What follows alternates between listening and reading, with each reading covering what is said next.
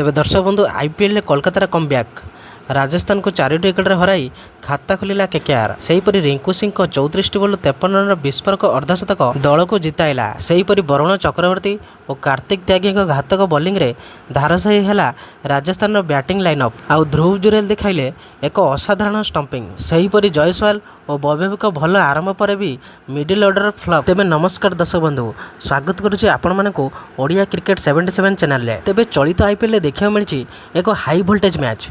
क्रमागत पराजय पर शेषर विजय स्वाद चाखी Kolkata Knight Riders. Rajasthan Royals को एक संघर्षपूर्ण मैच रे 4 विकेट परास्त करी कोलकाता चलित सीजन प्रथम विजय हासिल करिछि। तेबे टॉस जीति प्रथम बैटिंग करने निष्पत्ति नहीं राजस्थान। ओपनर जशस जयसवाल एवं वैभव सूर्यवंशी जोड़ी दल को एक दमदार आरंभ देता। सूर्यवंशी 46 रन और जयसवाल 39 रन पाली खेली एक बड़ स्कोर आशा जगाई किंतु यही आशा अधारे रही जाता। तेबे जयसवाल और सूर्यवंशी आउट होगा पर राजस्थान बैटिंग लाइनअप ताश घर भली भुशुड़ी पड़ता।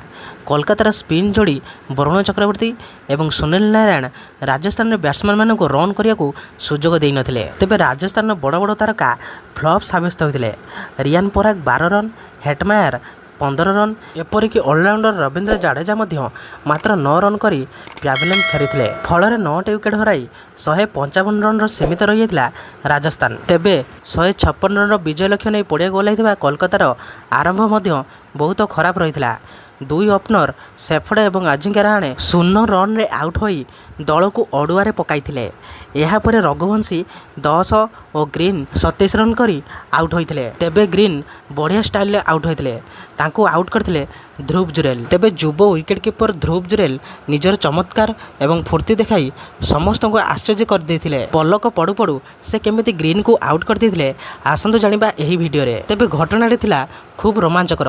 बैट्समैन बॉल को पड़िबार सामान्य भूल कले एवं तांको गोड़ क्रीज रु सामान्य बाहर को आसीथिला। बॉल टी ग्लोव्स को आसिया मात्रे बिना कौनसी समय नष्ट करी जुरेल स्टंप आउट कर देथिले। जुरेल पड़ी जाइथिले किंतु न देखिकी से स्टंप करथिले। तेबे एही स्टंपिंग एते द्रुत थिला जे थर्ड अंपायर को मध्य अनेक थर रिप्ले देखा पड़ता। सोशल मीडिया रे एबे जुरेल को जूनियर धोनी बोली कह जाउछि।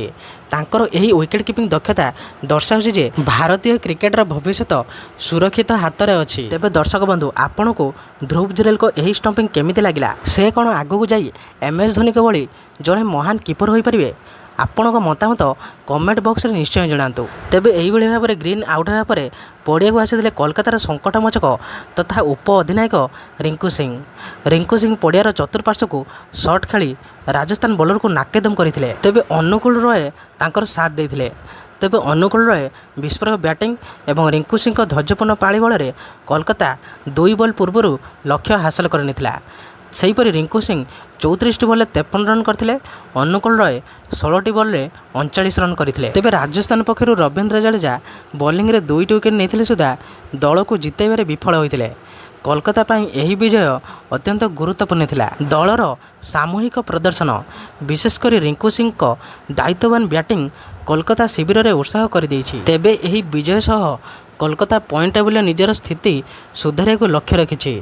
परवर्ती मैच रे यही लय बजाय रखिपारुछि कि नहीं ताहा देखा बाकी रहिला। तेबे दर्शक बंधु, आपण मानक कौन लगुछि? कौन आगामी मैच गुड़िक जीति कोलकाता तार विजय धारा सुनिश्चित करिवो? आपण मानकर मतामत कौन कमेंट माध्यम निश्चय जणाइब। आउ एही भली प्रकार वीडियो देखा पई आपण माने एही चैनल को सब्सक्राइब मध्य करदेव, कारण एही भली प्रकार वीडियो एही चैनल रे देखा पाइब। तेबे रहिली, जय जगन्नाथ।